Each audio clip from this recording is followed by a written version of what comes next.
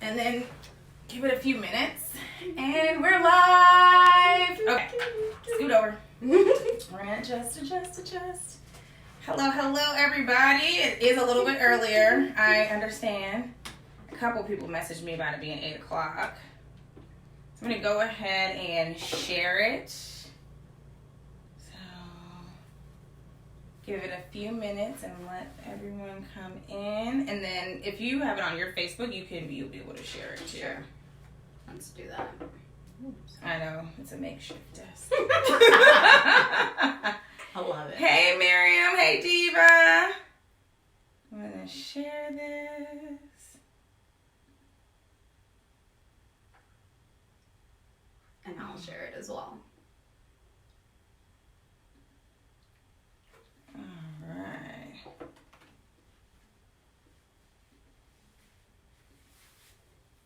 Posting. Whoop, whoop.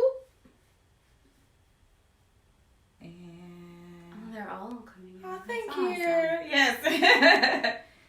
And let it fill up here. So if you're on and you want to share, please feel free to share. That's what we're doing right now. And oh no.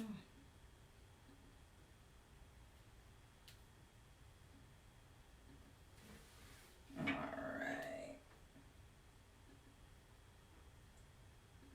I'm going to share it as myself. Sorry, I'm putting it in my groups. I'm putting it on my personal page. I'm that's sharing awesome. it everywhere. This is a conversation everyone needs to be on, so that's good. Definitely is some good stuff. So we'll go ahead shortly. All right. I hope everyone is doing well tonight. I hope you are having a good week. It's Tuesday, so it's just getting started.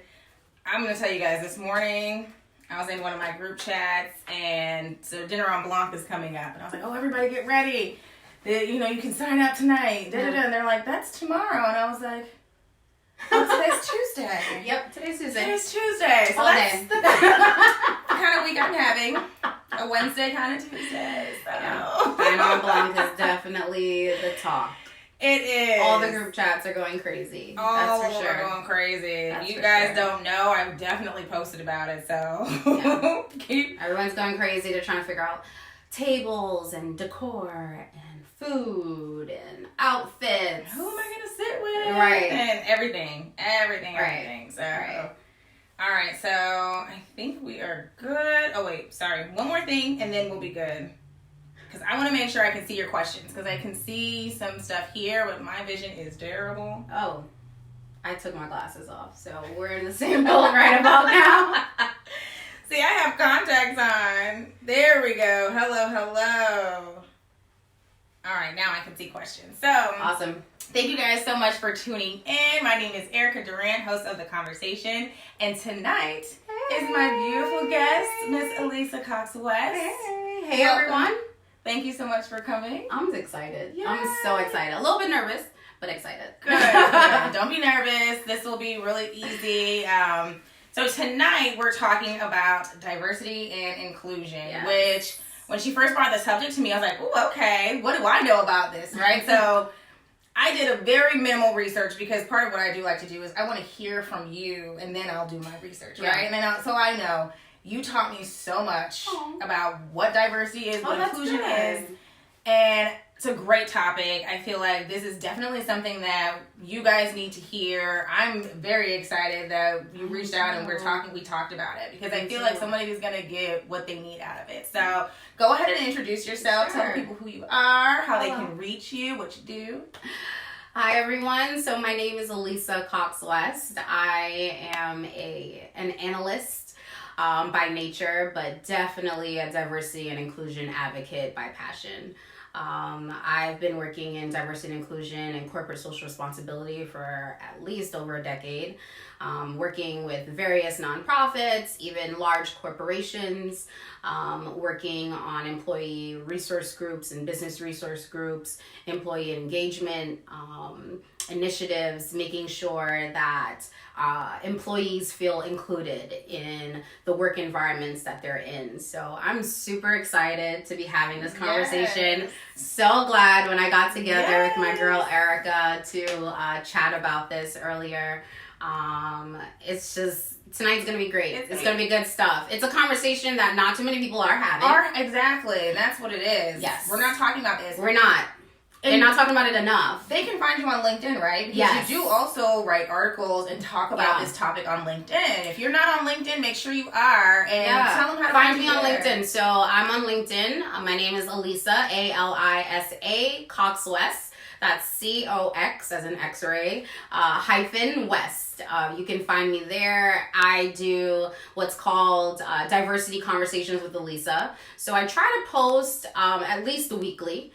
Some of them are completely original posts, original content, and sometimes I repost articles that may be current, that may be posted from Forbes, from Wall Street Journal, from Times, you name it, and I'll usually provide my own commentary. So you can find me there, and we can continue this conversation on LinkedIn. And what better platform, right? Yes.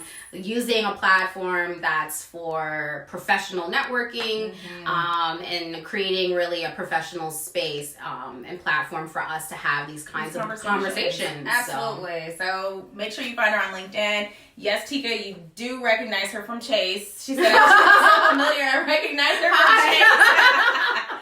You are correct. So we'll go ahead and get started here. I read an article that Forbes published in September, and it was on the subject of diversity and inclusion, and it talked about 4 myths. Yeah. And one of the myths I'm going to point out specifically because that's what I thought. Diversity and inclusion, they're the same thing. It really just means race and religion. You find someone of a particular race, find someone of a particular religion, and we're diverse and we're inclusive. That's not the case. So tell us what's the difference between diversity and inclusion. Yeah, so you're not alone in that. Okay? I'm like, it's not? There are tons of people who think diversity and inclusion are the same thing. They use the terms interchangeably. They are not the same. Look, they are not the same thing. I promise you they're not the same thing. So diversity is really a representation of a myriad of differences, right? So when we think of diversity, it's more numbers, right? And representation and something tangible, right? So we're talking about differences that can be race, gender, sexuality, religion, opinion, experiences. Those are things that you can actually say, okay, we have this represented, that represented, right? So if you think of colors, diversity of color would be red, blue, green, yellow, orange, all of them are represented. So that's actual diversity. People tend to think of diversity in what I usually call the big 3 when they think of diversity. Race, gender, sexuality. For me, it used to be race, gender, religion. Over time, it's become race, gender, sexuality. However, you also have to think about religion. You also want to think about their veteran status, right? You want to think about their employment history. You want to think about their life experiences. All of those things make a person diverse, right? So you and I are first generation Americans. Our parents are all from Barbados. So that in itself makes us diverse. Because our experiences are different. A little different, yeah. So that's diversity in a nutshell. Now when we're talking about inclusion, inclusion is not just red is present, yellow is present, blue is present, green is present. No. Okay. Inclusion is more how are all these things working together? Are we including as much red as we are blue? Yes. As much yellow as we are green or orange, right? So inclusion is more about fostering the feeling of belonging. That's what inclusion really is. Yes. So how are you engaging your diverse workforce, right? So you've spent all this time and you have these huge companies who usually like to talk about diversity as buzzwords. Right. When they end up in the press, some kind of bad press they've received for lack of diversity.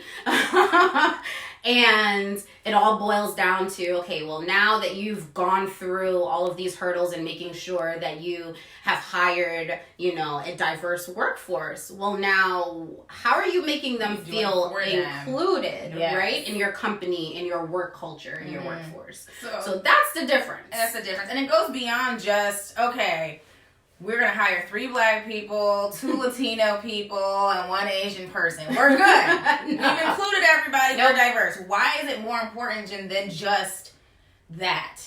It's more important because you want to know that the experience of those 3 Black people and the 2 Latinos and the 1 Asian, that the experience that they're bringing is all being included in the work that they do, in the culture of the company. Okay.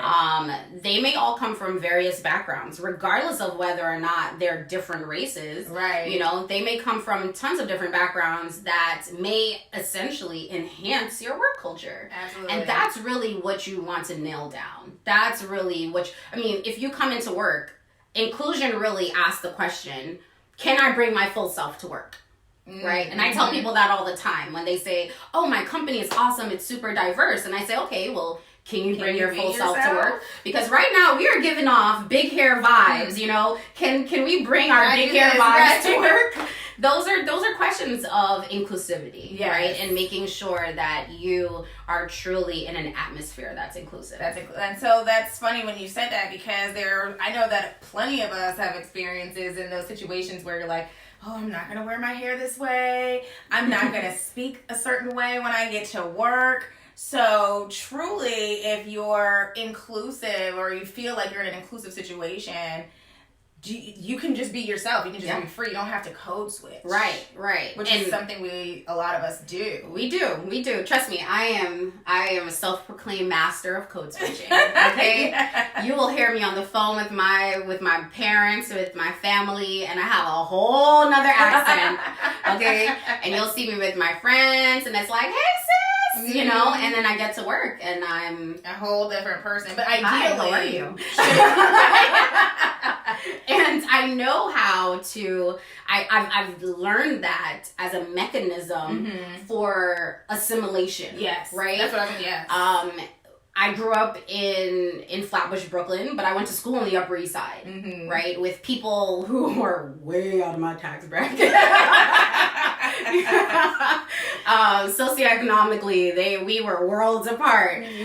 But you learn to code switch as sort of a mechanism for assimilation. However, if you're in an inclusive environment, you don't have to do that. You don't have to worry about code switching because you come as you are and they accept you as you are. Okay, so with that being said too, like, what are some ways that employers can make sure that they're getting this diverse group of people so that they can make those people who they're hiring feel comfortable being themselves? Like, what can an employer do? Yeah.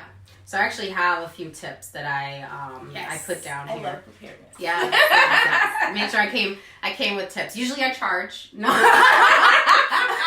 We're getting this free, guys. We're getting this free. You're getting this free. Okay. You're going to have to come to her for. So my top 3. Top 3 tips. Yes. So the first would be define diversity. That's what you first need to do. Define diversity and establish a diversity statement. So diversity for your company, as much as we would love to think that it's blanket across the board, it may look quite different for your company based on the makeup of your company, based on the nature of your company. Absolutely. So define diversity for your company and then establish a diversity statement. So you want to consider things like, are we considering more than just the big 3, right? Are we considering more than just race and sexuality and gender, right? Are we considering all the other things? Are we hiring veterans? Are we hiring people of all different education levels? Are we hiring people with international background? Oh, yes. So thinking about that. Okay. Then you also want to ask yourself, what do I want my workforce to look like? That's the key. That's the key to defining diversity, right? And establishing that statement. what do I want my workforce to look like? Mm-hmm. Because if you want your workforce to look like all white males under the age of 45. Right, okay. Well, I pray that they all haven't had the same life experiences. I pray that you have done your recruiting from all over the world. Right? So figuring out what you want your workforce to look like. Okay. The second tip would be creating a diversity framework and sort of a diversity council. So you want to appoint someone who's actually going to manage these things, right? Making sure that they're responsible for your diversity statement, right? Make sure that they're responsible for the recruiting strategies and the onboarding strategies of your company. And then from there, you can always build out different initiatives, different platforms, different programs for people that you do hire. Correct. So part of that is once you get them in, still making sure that what they bring to the table is represented and celebrated and understood. Okay. Yep. I like that. And then I would say my third tip would be identifying what makes your employees unique. This is where too many companies miss the mark. So you want to identify what makes your employees unique, but you also want to celebrate those things, right? Celebrate those attributes. Remember, that you always want to do a pulse check.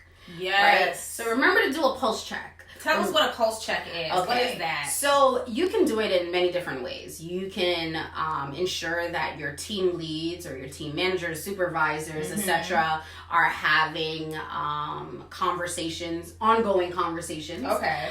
Making sure that their employees are feeling included. In the company. You can send out surveys. You can have discussion boards. At our company, they actually created this amazing platform where it's all about diversity and inclusion. And you literally can go on there and there's a discussion board and you can talk about all different topics that come up right in the workplace. And it's sort of a free forum. Obviously it's monitored, but it's a great place for people to have those kinds of discussions openly and candidly and professionally. So you want to do a pulse check to make sure, because the worst thing you can do is assume, right? And assume that your employees are happy, so I've done a great job because I have 100 direct reports, right? I have 100 people reporting to me, and of that 100, 60 of them are Black, and 75% are women. But check. Right. As you're checking those boxes, though, are those people happy? Really? Yes. Have you taken the time out to really understand what attributes I'm bringing? Because maybe, Susan may be a veteran. She may be a mother of a veteran. She may have lived before in Germany and, spent 5 years in Ethiopia. And now she's bringing those experiences to your job to enhance your work culture. But you haven't thought of that because you just wanted to check the box. Right.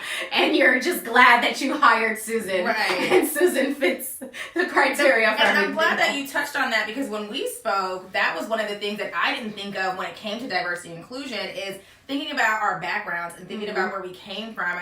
You were telling me the story about your coworker, and she's like, well, you tell me about all things Black. And it's like, wait. Well, I'm not the spokesperson. I don't know all things Black, because my experience is different from this other Black woman's experience. And I can't tell you what they do because I do something different. It goes beyond just we're checking that box where we've got a Black person check. It's what does that person have to offer? What are their experiences? Where are they from? And what did those experiences teach them that will help us as a corporation? You got to think about those kind of things too. So, and then thinking about that, employers right now, it's hard for them to retain people. It's hard for them to keep people on. And I think some of it does have to do with the lack of diversity and inclusion. Like, why is that? Like, why is it hard? Like, why isn't there any retention right now? Why isn't it, we feel comfortable staying in these places anymore? Like, what do you think about that? Yeah. So I am super passionate about retention. I'm passionate about retention because I entered my company through an analyst program, right? As most young college grads do. Mm-hmm. And, here we are almost a decade later, and I can count on one hand how many of them are still with our company. Oh, wow. And many of them have left simply because they didn't feel included, right? So you're taking your time out to make sure that you're employing a diverse workforce, that you are checking all the boxes, if you will. Right. But once you've done that, are you making sure that you're employing the skills and the talents of those employees? Are you making sure that when they do raise their hand, that you're taking their suggestions seriously? Do they feel empowered to bring their full selves to work? Do they feel empowered to bring their ideas to the table? These are things that companies are often overlooking because all of those boxes are checked. So in their mind, and a lot of companies I feel like how I used to feel. Yeah. These are interchangeable terms. We've covered our bases. We're going to be good to go. And now we know that that's not the case. And those things are the things that are going to keep their company growing. They're going to keep the employees there. They're going to retain those employees and grow them throughout the company. Yeah. And they miss that mark a lot of times. For years I was uncomfortable going on interviews with my natural hair. Mm-hmm. I would always straighten it. I would always try to be, look like whoever else was there. Yeah. And the job I have now was the first time I have ever interviewed with natural hair. Yeah. And that's awesome. Freaked me out though, because our interview was in a public place and we were at a Panera. Mm-hmm. And I remember I got there early, interview, and I can see them doing the interview. They're conducting the interview with a pretty white girl with nice straight blonde hair. And I was like, okay. You probably should have straightened your hair. You shouldn't have come like this. I didn't even think about what I had to offer. Right. I didn't think about any of that. And luckily and clearly I did get the job. But I am in an environment where it is okay to be the way that I am. And, I feel like my team are like a little world of nations. We have different cultures and experiences and different backgrounds and walks of life. And I'm comfortable being myself. That's good. And my team knows who I am. They know what you bring. They know what I bring, right. So, and vice versa. I know their personalities, and we can be that however others may see it. Yeah. Where, and I didn't realize how important that was. And I still have my qualms about my job. Right. But I didn't realize how important that was until we spoke to her, and I was like, wow, I am in an environment where I am comfortable. But so for people who aren't, or people who are out there looking, is it okay to ask an employer? Oh, yes. Yeah. Oh, yes. I often ask that question. Really? Right? Give us some, what are some ways? Whenever I'm interviewing, I always ask the hiring manager, the recruiter, whomever. I ask them, can I bring my full self to work? Mm-hmm. Here are all the aspects of my background. Here are all the things that make me, right? Being Caribbean American, being a black woman, being college educated, coming from Brooklyn, living a New York life, and now living in the South. Like, these are all the things who make me, right? My parents are older. My dad is by far one of the coolest, old men I've ever come across in life. He's the coolest 8-year-old man, right? But with that, you have a whole different experience. So, I've grown up on music that's well beyond my years, right? So all of these things make me. The friends I have, the experiences I've had, I can't even count how many bar mitzvahs I've been to. So all of these things make you. And I always ask that question, can I bring my full self to work? Yes. How comfortable would I be? I usually ask them questions about their work culture. how they define their work culture. Because if you cannot define your work culture, then let me tell you, I'm a little worried about working for you. That is a big deal. That's one of my questions when I interview. I'm like, what's the culture of this place like? I worked at a company that had the best culture, and then I left and went to one that had none. Right. So it shocked me. So that is a good one. Yeah. Yeah. So be comfortable in asking. Oh yeah, I'm always comfortable with asking. I think it's going back to retention. Mm-hmm. I think where people often miss the mark, it's understanding the importance of retaining diverse talent, right? So the retention is good, yes, because you can do all sorts of things with reporting those numbers. Mm-hmm. And you can say, we started out 2019 with X amount of employees and we're ending 2019 with X amount of employees, right? It's great. Yes. However, there's there's a real significance in retaining diverse talent. And the reason I say that, especially young diverse talent, that's what I'm super passionate about. Okay, yes. Making sure that we're retaining young diverse talent, making sure that we're understanding the millennial generation, millennial employees, because they're often misunderstood. Oh my That generation is nothing like their parents, their grandparents. They are no longer working, trying to save up to maybe buy a house and take their family on a cruise one year. No, they want to travel the world. They want to go to brunch. They want to have jobs that they feel fulfilled with. And they want to be comfortable. Oh, yeah. That's why the big three switched, really. They want to come in They want to come to work looking with their curls flourishing. They want to come in with their big hair. But they no longer want to work for an employer because the pay is good. Yes. And research shows that. There are tons of articles out there that you can read that talk about that, right? They no longer want to just work for a company because the company pays good and they can, take that money and buy a house and life is going to be great for their family.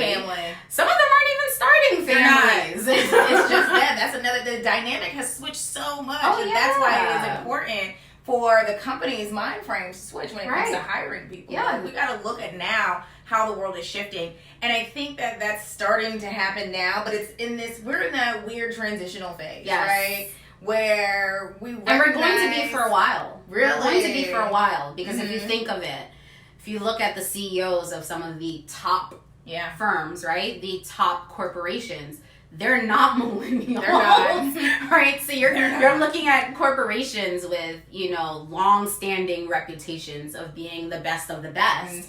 And when you think about that, it's going to take a little while for them to really connect with that generation. The way to do that, though, is understanding what it is they want. And what it is they want is fair pay for their work, right? No more of this, I'm going to work 80 hours, but you're going to pay me for 40. We're no longer doing that. Okay? We got to let Netflix. Yeah. We're reclaiming our time. Thank you. We're reclaiming our time. Yes. And we want to be paid a fair wage.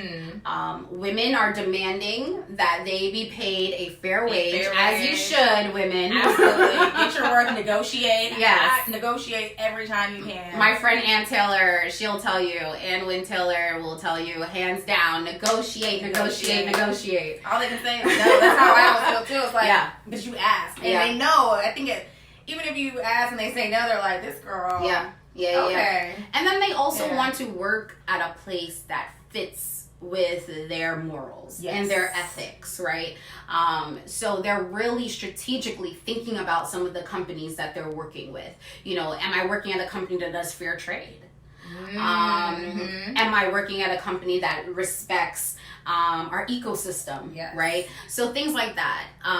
But in understanding that generation, then you're creating sort of a more diverse entry-level pool, if you will, right? So you're creating this talent pool that's super young, super diverse. And I'm not saying that the best employees are young employees. Right. So let's put a pin in that. Right. I was going to say that too. Let's like make not that to clear. say that you have to be a millennial, but we are that generation that's coming in and making those changes. You know, we are the ones who are going to make that shift happen and making everyone uncomfortable. So I can understand your passion and wanting to speak to companies with that demographic specifically, because that is going to be where the shift happens. Yeah.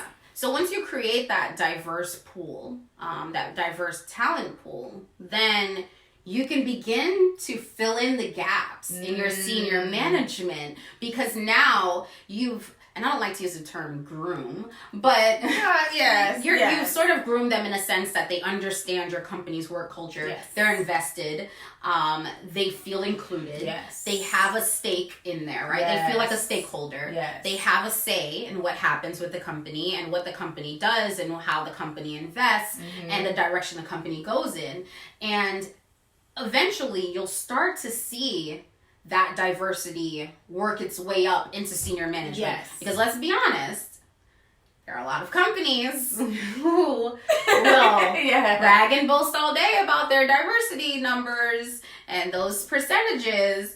And it's all fine and dandy because all their entry level. So you get up here and everybody up here looks the same. All their entry level analysts, employees, etc. super diverse. You know, they're all different shades, all genders, sexualities, religions, you name it. And then as you start to work your way up and creep your way up, that number starts to look a little different. So you may go from working on a team that's, you know, there's 100 employees, and you can certainly say, you know, out of 100, you're looking at maybe 70 that are, you know, they check all the boxes, right? And then you start to work your way up, and then you get a little past, you know, the MD, ED, CEO level. And now you're like, those boxes are checked. So. So it will eventually work its way up there. Yeah. We just got to kind of put that time in, and it will get there. I mean, they're gonna die, so. But it'll get there if we're vocal and we're having these conversations. We have to have these conversations. Yeah. So, especially as an employer, as an employee, don't be afraid to ask those important questions. Don't be afraid to put that out there. One thing that I wanted to ask, because I know a lot of times people are afraid to speak things at work, and they'll take things to HR. Is diversity inclusion only an HR thing, or is that something that starts from HR and then comes out? Like, it is everyone's responsibility. Okay. It's everyone's responsibility. Okay. I'm pretty sure if you went looking for a D&I job, it'll probably be HR based. However, diversity and inclusion is definitely everyone's responsibility. Obviously, you do have to be mindful of the things that you are saying in the workplace. Yes. And that goes without saying. That has nothing to do with diversity. That is just across the board. You want to be respectful. Yes. But it's definitely everyone's responsibility. It's not just HR or your senior management. Everyone plays a role. So if you have a team and your team has 5 people on it, or maybe even you're on a team, you may not have people directly reporting to you, but in order to make others feel included and make sure that you're creating a space of inclusion, you know, ask them about their story. Ask them about themselves. Maybe, you know, I don't recommend just walking up to them and like touching their hair or do that. Or doing anything crazy. Then you won't go to HR. Or making any crazy assumptions. Don't just assume. Right. Ask people. Yeah. I wouldn't recommend making any crazy assumptions. You know, they may fit a certain description or a certain phenotype, and you don't want to just assume, oh yeah, well that person, Alisa must know about that subject because she's black. She knows how to make collard greens. Let me ask Alisa. Well, you know what? Alisa just may not know the answer. Exactly. Because Alisa's a Caribbean American and she don't cook collard greens. So and that goes back to just asking the questions, but going back to the experiences. Yeah. That's why you can't assume, and that's why you want to make sure those experiences are different. Just because you see 2 black women doesn't mean they had the same experiences. They do the same things. They eat the same food. Right. And a great example of that is also, so last week's post was actually dedicated, I posted it for Rosh Hashanah. On your LinkedIn, On LinkedIn. Right? Okay. On LinkedIn. So check out LinkedIn. Diversity Conversations with Alisa. But my Rosh Hashanah post was all about inclusion. And I simply asked the question, how did you celebrate Rosh Hashanah? Did your company acknowledge it? Wow. Were you given a day off? Were you allowed to take a day? Were you dismissed early? Because as you know, there are tons of religious holidays that are not federally recognized holidays. So, if you're Jewish or Muslim or Hindu or Buddhist, whatever, oftentimes you don't have that day off on your calendar. It's not the bank isn't closed. closed. Right, the bank isn't closed. Amazon's still delivering, So I simply asked that question, and the responses were great, and the dialogue was amazing. Wow. And one young man actually said to me, my boss was awesome. She let me have the day off. I had the conversation with her, and I let her know because my previous employer would never give me the day off. Wow. And I had that conversation with her up front, and she gave me the day off. Nice. I had another someone else who commented, and the young lady said she really wished that she had the day off because she had to work. And that can be very emotionally taxing on someone when they have to choose between their work or their and their religious beliefs, right? Mm-hmm. And what I thought was great about the young man's response was that he had that conversation. He had the conversation. So I was going to say that I wonder if she had the conversation. Yeah. And maybe if she had, then the response would have been a little bit different. Right. Versus, I know sometimes people like to teeter around those personal things too. So it could be like, I'm going to ask to take the day off. I'm not going to tell them why. Yeah. But and it's setting expectations. You have the right to set expectations with your employer as well. But it is up to you to be transparent and to say, hey, this is my background, this is what I believe in, this is what I celebrate, I need to have this day off. And when you make it a priority and you make it known and you set that expectation with them, I do believe that they'll be receptive to those things. So that's really cool though that he did that. Yeah. And I don't want to say brave enough, but it's being brave enough to speak up. There's courage in that for sure. Yeah. And that was actually my suggestion to the young lady who who had to work that day and was not given the opportunity to take it off. I said to her, my recommendation would be to engage your colleagues in that kind of discourse, in that kind of dialogue, so that they are educated on why this holiday is important to you, and how it fits in with your religious beliefs and how it fits into who you are. Right? Because if I show up to work, this is who I'm bringing. Yes. And maybe, if you're a Muslim and you pray a certain amount of times a day, your employees should know. I mean, your colleagues should know. Yeah. Well, hey, this is something that's important to me. It's what makes me who I am. And I often love to hear when people say, I didn't necessarily always have this. Like, this wasn't the standard. However, I had the discussion, and it is now a norm. It's a norm.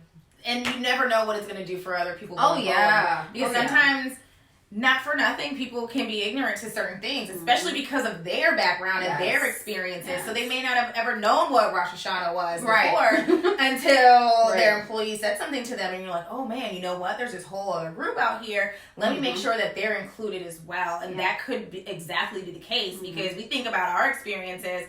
And you do have to kind of flip it around, like, well, what was their experience like? Right. And maybe they just don't know. Let me tell them. Right. So that's a good one. We're talking a lot about corporate and the corporate setting, and I think that that's where you do see more of the diversity and inclusion conversation. But is this exclusive to corporate settings? No, definitely not. So I know in our conversation earlier we talked about small businesses. And it's important for any entity, regardless of size, to really think about diversity and inclusion, because what people don't realize, there are benefits to having a diverse workforce. Okay? Absolutely. Let me break this down for you. Right. because I knew the question was going to come up, okay? Yes. The number one benefit, right, of having a diverse workforce is that it impacts your company's bottom line. What company doesn't want to make money? They want to make money. You want to make money. In order for you to make money, you need a diverse workforce. Absolutely. Simply because you're going to get diverse opinions. Absolutely. Those opinions matter, okay? You want to make sure you're covering all your bases. The only way you're going to cover all your bases is if you cover all your bases in the workforce. And people. Absolutely. Absolutely. Those experiences and those different walks and those opinions form. They make you think about things that you would have necessarily thought about because you didn't walk that life. Yes. Like, oh, I didn't know what they liked. Yes. And if everybody on your team was your experience and had your same experience, y'all not gonna know that. So yes. And you want varied, experiences. You want varied expertise. That's the other thing. So you can't be good at everything. No. And there are going to be things that you may be better at that I'm not so great at, and vice versa. And vice versa, yeah. But together, what we can do together, like this, is tremendous. So it positively impacts your company's bottom line. I have never seen a company who has invested in diversity and invested in inclusion and went bankrupt. I've never seen it. I've never seen them file for bankruptcy and say it's because we hired too many. We hired too many others. We checked too many boxes. It didn't work. I've never heard of it. Having a diverse workforce also makes your company more attractive. I don't think people realize that. Especially small businesses. I don't think people realize that. Oh, yeah. Small, medium, large, whatever. It makes your company so much more attractive, right? You're attractive to job seekers. You're attractive to consumers. You're attractive to investors. All your stakeholders want to be a part of something where everyone wants to be a part of it. Absolutely. You're looking like, oh, I see myself there. Right. I'm going to spend my money here. This is great. Right. They got all kinds of people here. You want to be included. Yeah. I think with small businesses, what I see often, you'll have, and I love that they do this, and this is totally not a negative thing. So I hope you guys don't mistake this, but I do love to see when people say, I started a small Black-owned business, for example. Yes, and I was going to touch on that, yes. Yeah, so I started a small Black-owned business, and, it's me and Erica. Erica and I, we're going to start a business. We're going to do hair. We're going to do hair. And we're going to start a business, and we really want to employ and empower other Black women. Great. I love it. Yes. I love it. Yes. I love it. However, as you're thinking about starting your small Black-owned business with your Black female counterpart who has a similar background to you and very similar experiences, and then you go out and you say, I strategically want to hire other Black women, well, you've already satisfied your race and gender, right? So those boxes, we know those boxes are checked. They're going to be checked. Those boxes are checked. However, what about their experience, right? What about their religion? What about their sexuality? What about all of these other things that make them who they are?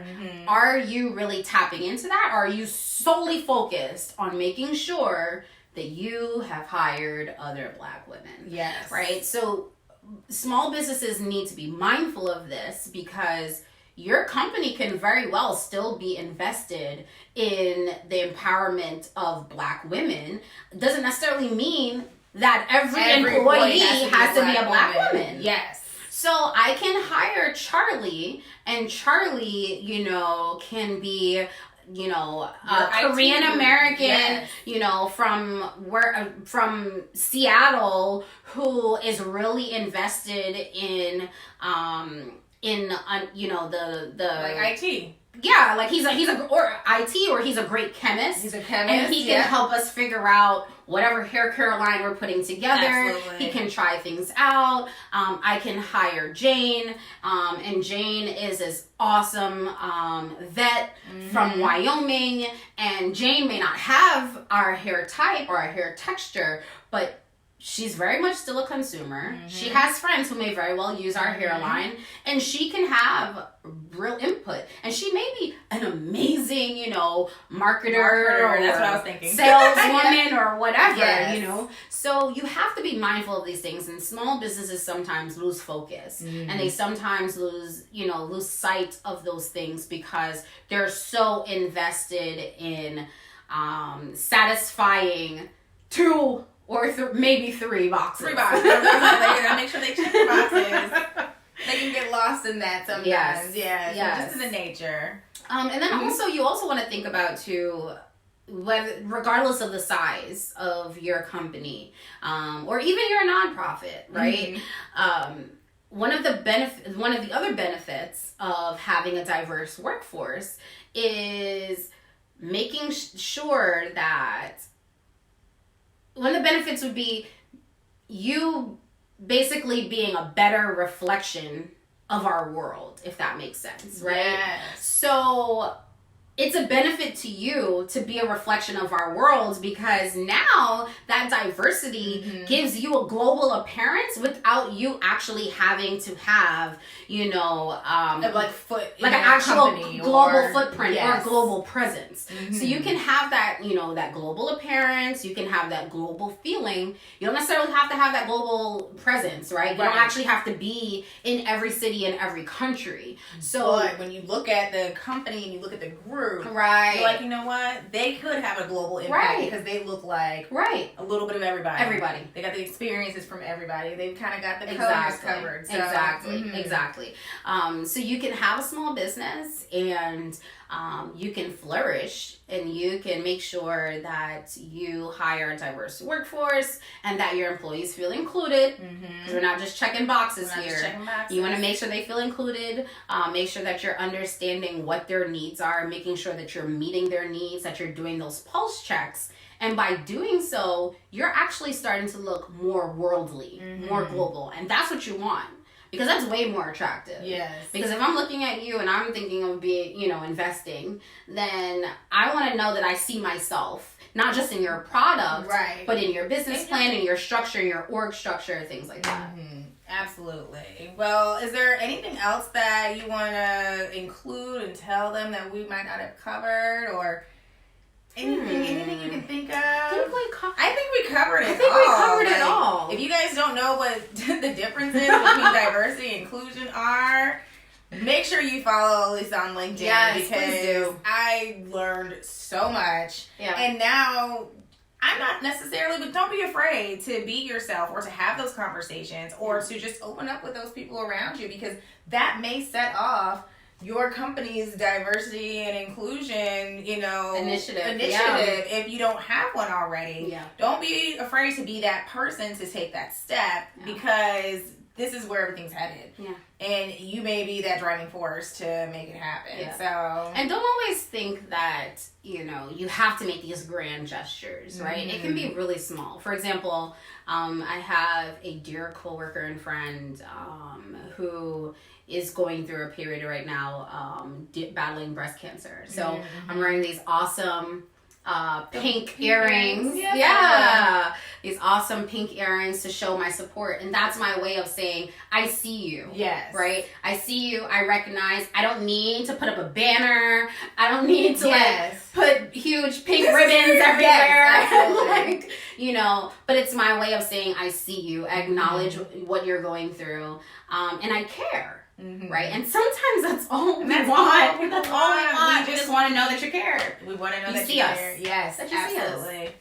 Well, thank you so much, Alisa. This was awesome. Great. And I will make sure that you guys have her LinkedIn information, because I needed this, you all needed this, and just going forward. So if you have any questions, if this is something you want to implement in your company and you have the wherewithal to do that, you can contact her for that. They can contact you Yes, for that, they right? can contact me.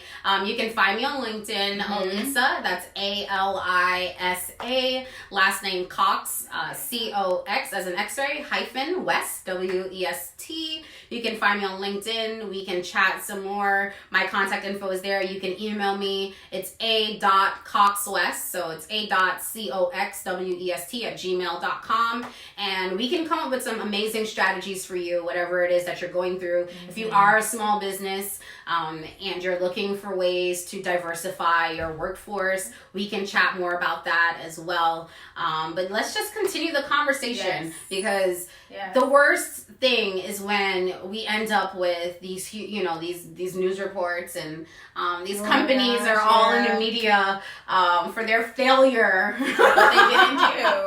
For their failure to diversify their workforce, or to acknowledge their colleagues, or to acknowledge their consumer base. Yep. So we want to definitely avoid that, and we can avoid that by having these kinds of conversations. Yeah. H&M wouldn't be in so much trouble. So that is a fact. That's all I'm saying. Well, thank you guys so much for joining, and thank you so much, Alisa, for being here. I'm so happy. It's big hair energy. It is everything. Y'all caught it, right? You caught it. So, everybody have a good night and enjoy your evening, and we will see you next week. Bye. Bye.